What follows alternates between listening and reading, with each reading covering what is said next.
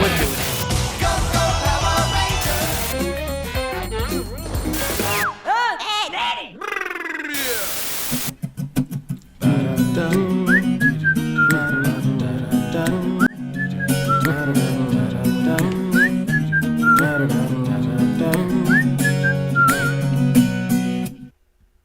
Come in Earth. Come in Earth.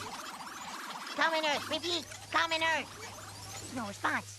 There's no response. There are some franchises you play, and there are some franchises you watch. And then there's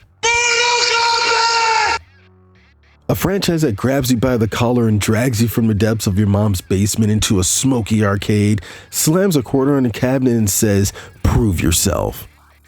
Nostalgia addicts, today we're talking about the blood-soaked, spine-ripping, friendship-giving, secret-hunting, arcade and FGC monster known as Mortal Kombat. A multimedia franchise and a core childhood memory spanning decades. To some, this is just a fighting game, but to me, this is getting absolutely cooked by my dad's rating until I had no choice but to learn the first Mortal Kombat for real, not just button mashing. This is playing with my siblings and having our own Mortal Kombat trying to figure out who would be on the sticks first. This is wanting to go places like the Santa Monica Pier to make moments and make friendships. This is going to my cousin's house to play Mortal Kombat 4 like it was some forbidden polygonal ritual. This is knowing the 1995 Mortal Kombat movie word for word like it's some sort of a scripture. Today we're talking about a franchise that didn't politely ask to become legendary. It kicked open a door, yelled, "Get over here!" and changed fighting games forever. Let's talk about it. It has begun! The original Mortal Kombat arrived in the early 1990s from Midway Games. It was created by John Tobias and Ed Boon and immediately separated itself from everything else in the arcade. Instead of hand-drawn sprites, MK used digitized actors, giving the game this weirdly real, gritty, almost haunted look. Digital Eclipse official Legacy Collection page describes those digitized humans and over-the-top martial arts as part of what made the series shake up how people saw video games. Street Fighter was Metallica and Mortal Kombat was Slayer. Mortal Kombat was, simply put, a kid playing with all of his toys and making one big story. It had thunder gods, ice ninjas, undead ninjas, Hollywood martial artists, four-armed monsters, soul-stealing sorcerers, soldiers, monks, war criminals, and enough secrets to make every arcade kid sound like they were spreading playground mythology. And the lore? Yeah, the lore gets pretty wild. A game that was supposed to be about Jean-Claude Van Damme easily became one of the most iconic games of the 90s. At its core, Mortal Kombat is about realms. Earthrealm, Outrealm, Netherrealm, Edenia, etc., etc. Worlds fighting because gods, emperors, sorcerers, revenants, clans, prophecies, and ancient rules keep turning the universe into the messiest family reunion in fantasy martial arts history. And that's just the tip of the iceberg. The basic setup is simple enough. Earthrealm's champions must defend the world from conquest through. And from there, the series goes, simple? Nah, let's add soul magic. But I digress. One of the most elite things that this franchise does is characters. They got it right the first time and just added on to it. You've got Liu Kang, the heroic Shaolin champion and descendant of the great Kung Lao. Raiden, the thunder god trying to protect Earthrealm while making decisions that range from wise to, "Sir, please stop touching the timeline." Shang Tsung, the soul-snatching sorcerer with premium villain energy. Shao Kahn, a conqueror who looks like he drinks protein shakes mixed with tyranny. He was also bound to hurt your feelings. Brutality. It's official. You suck. Shao Kahn wins. Flawless victory. Kano, the dastardly leader of the Black Dragons that weasels his way in and out of so many situations. Fun fact, but did you know that Kano was originally Japanese and wasn't Australian until the 1995 movie? Yeah, sip on that. Also, is it just me or does he look like Austin Aries in MK11?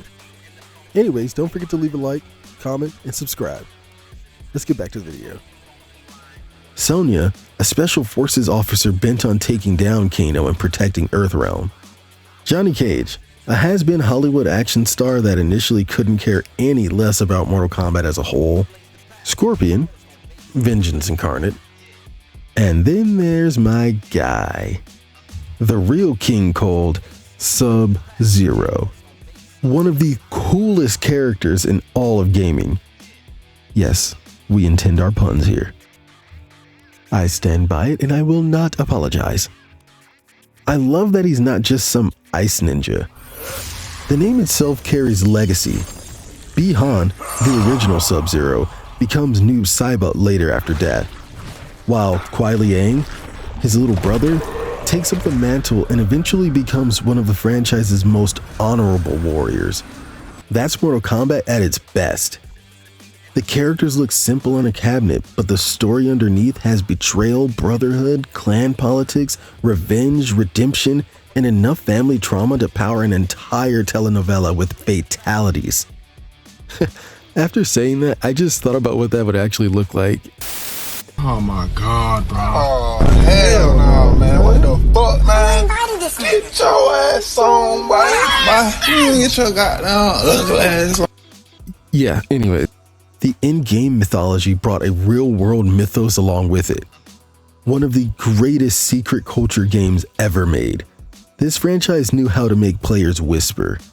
In the first game, Reptile felt like a rumor that somehow became real.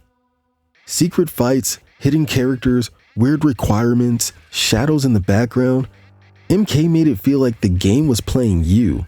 There was stuff like Smoke, Jade, Noob Saibot, who has an awesome name by the way, hidden menus, secret codes, weird unlocks, and legendary arcade feelings of, bro, my cousin knows how to fight Reptile. And somehow your cousin was either lying or about to become the most powerful person in the room. You are either lying or you're stupid. I'm stupid! I'm stupid! The mystery was a huge part of the magic. It made every arcade cabinet they had feel haunted, like there was always one more secret buried inside. You never quite knew what to believe and what not to believe, which brought so many weird situations. Some of them actually came to be. Looking at you, Ermac.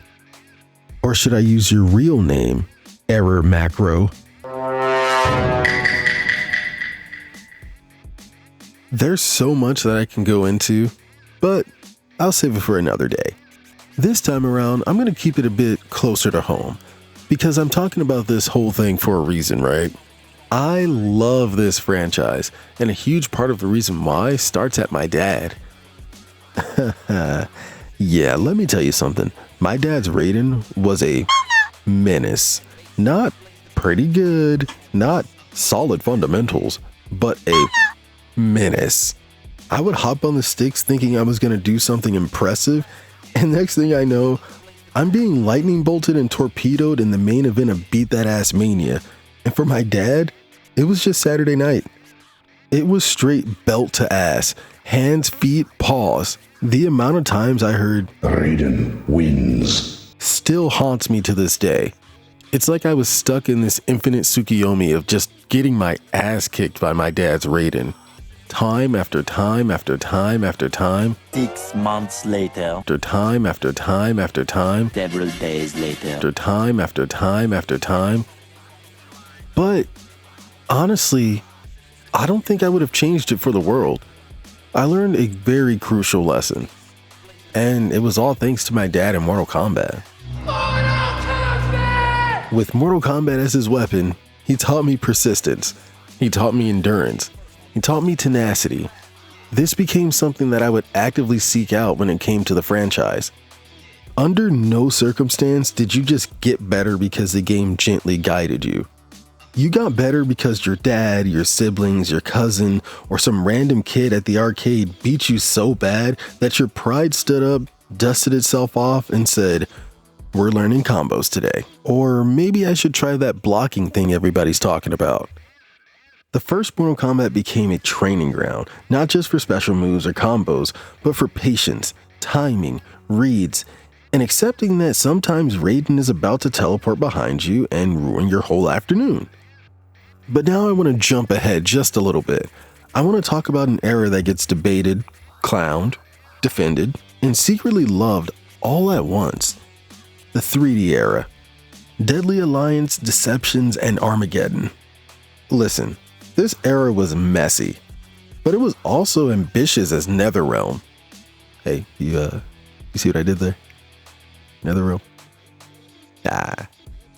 Oh, brother, this guy stinks! I gotta cut the shit the fuck off. What is it? But what is he doing? I don't know. I really... Deadly Alliance came out swinging with one of the boldest story moves in the franchise. Shang Tsung and Quan Chi team up. Liu Kang gets killed. The series basically told you, yeah, the main hero isn't safe, so what makes you think your favorite is safe? Deadly Alliance shifted the franchise into a more home console direction and introduced multiple fighting styles per character, including weapons. The weapons being a bit of a carryover from the game prior, but done way better if you ask me. Then came Deceptions, the game that said, you like the lore? Here's a whole adventure mode. Enjoy. Deceptions gave us Onaga, the Dragon King, expanded conquest, death traps, stage transitions, puzzle combat, chess combat, and the darker mystical vibe that made the whole world feel huge. Deadly Alliance was the entry exam. Deceptions was the midterm. Armageddon? Yeah, that was your finals. Nearly everybody was here. The roster was enormous. The story revolved around Taven, Dagon, Blaze, and the final battle that threatened the entire fate of the realms. It also gave us Create Fighter, Bring It Back, and Mortal Kombat, Bring It Back. Because apparently, MK looked at the other MK and was like, oh, this is cool, but let's make it somewhat more violent. Was the 3D era perfect? No, not by any stretch of the word. Was it weird, chunky, experimental, and occasionally held together by duct tape and dragon medallions? Hell yeah, absolutely. But I'd be lying if I said that's not why I love it. It truly felt like was trying everything. Adventure modes, side modes, massive lore swings, new characters, strange mechanics, giant rosters, create a fighter.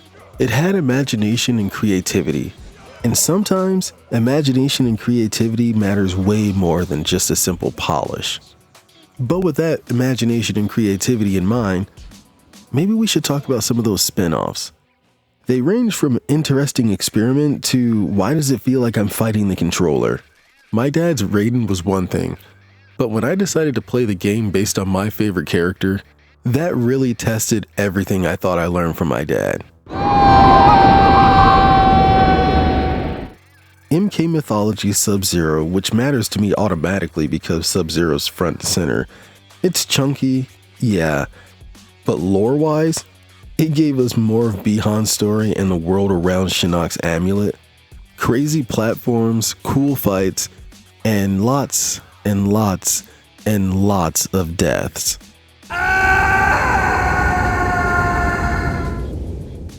But I truly think that the story itself was a great payoff. And then there's Special Forces. Yeah, I got nothing. Anyone want to chime in on this one? No? Boy, ain't no way, boy. Boy, ain't no way, boy. Boy, ain't no way, boy. All right. All right. All right. The 3D era didn't skimp on the side games. Yes, they gave us Conquest Mode, which was a game in a game, but they also gave us Shaolin Monks. Now, Shaolin Monks, that game understood the assignment. Co-op beat-em-up action, Liu Kang and Kung Lao going through classic MK environments, tons of fan service, brutal combat, and a vibe that made you say, why did we not get 10 more of these? Shaolin Monks is one of the games that are still brought up to this day by fans. It proved MK could work outside traditional fighting game formats when the energy, mechanics, and tone lined up. But the franchise didn't stop there. Gone were the times of Midway, and in came NetherRealm Studios, which brought us Mortal Kombat in a modern age. The 2011 reboot reworked the original timeline. MKX pushed the story forward with a new generation. MK11 went full-time warp chaos, and MK1 created a reborn universe shaped by a fire god Liu Kang. Official MK1 material describes it as a new era with reimagined characters and a cinematic story mode, continuing the franchise narrative tradition. That's genuinely one of the biggest things about MK that they deserve credit for. Story mode mattered in fighting games. Not just the arcade endings, not just the paragraph after the final boss. Full cinematic campaigns, big cutscenes, character arcs, timeline madness, betrayals, team-ups. The kinds of stories that made the phrase, "I'll just play one more chapter," null and void. As soon as you say or think it, it was 2 in the morning and you were watching Liu Kang rewrite the entire universe. But that was all happening in the game. What about outside and around the game? Personally, I can't talk about without talking about one of the things that kept me engaged for so long. The FGC continues to push Mortal Kombat into the limelight. Watching the dudes in Yo video games, as well as Ketchup and Mustard, there was a lot of content outside of the game itself. And underneath the surface, a monster was born. Someone that would go on to conquer MK in ways that Shao Kahn would blush at. That monster goes by the alias of Sonic Fox. Their run in NetherRealm games is ridiculous. An insane 3-time Mortal Kombat X Pro League World Champion. And beyond MKX, Sonic became one of the defining fighting game competitors in the modern era across multiple games. An 8-time EVO champion across several titles, including MKX and MK11. That's not pretty good. That's final boss behavior. Sonic Fox played the game like they already seen the match happen in another timeline. The reads, the composure, the character mastery. It felt like watching someone solve a game in real time while the other player was trying to remember that there's a block button. A true FGC anomaly. Line here, Ninja Killer on the verge of a 3-0. Catches it, no confirm! No confirm! Breakaway has to come out. This is the last opportunity. Fox gets a hit, plus frames. Okay, the cancel comes through, the glass is crushing blow. This could be the start of a miraculous comeback. No bar to get more damage though. The wake up, the low profile. Another one! No way! No way! No bar! No, the trap! No, Sonic Fox refuses to die! It was MK Cinema. Oh, wait.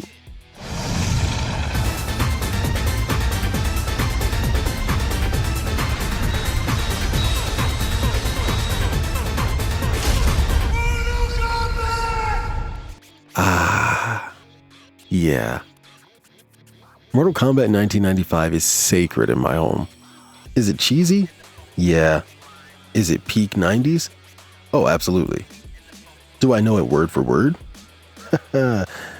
Unfortunately for everyone around me, yes. That movie understood something very important.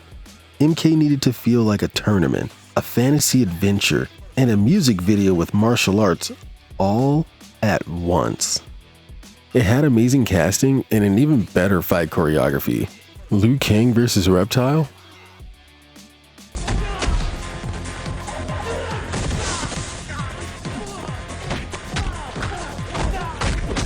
That really never gets old. The follow-up to 1995's classic was Mortal Kombat Annihilation. This 1997 entry is, fascinating, to say the least. A movie where every line sounds like it's being written during a thunderstorm on a deadline.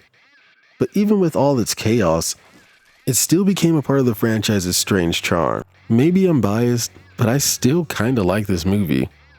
I acknowledge that it's not one of the best things ever, but in regards to 90s cheese, it's pretty fun.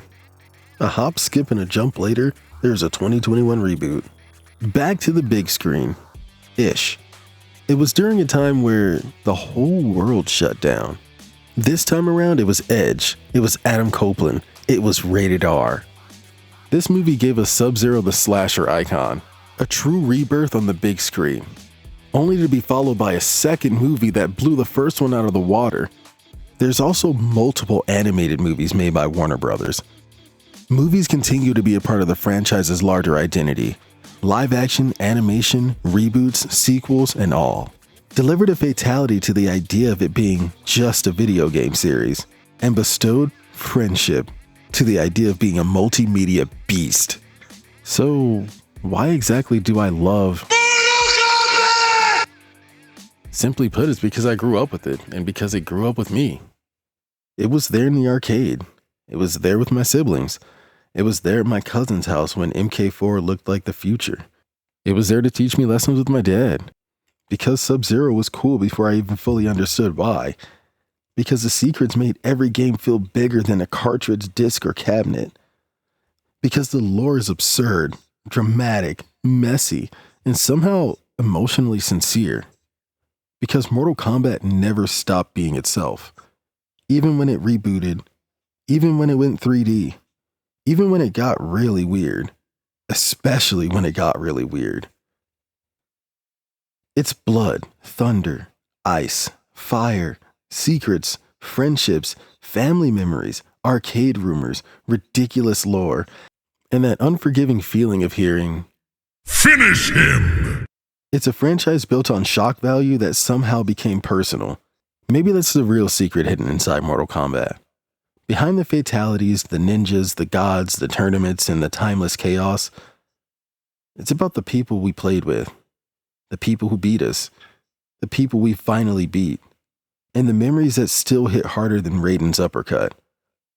So until next time, Nostalgia Addicts, choose your fighter, respect your elders, fear your dad's Raiden. Don't forget to hit that like button with your best fatality. I'll catch you in the reruns. Bang.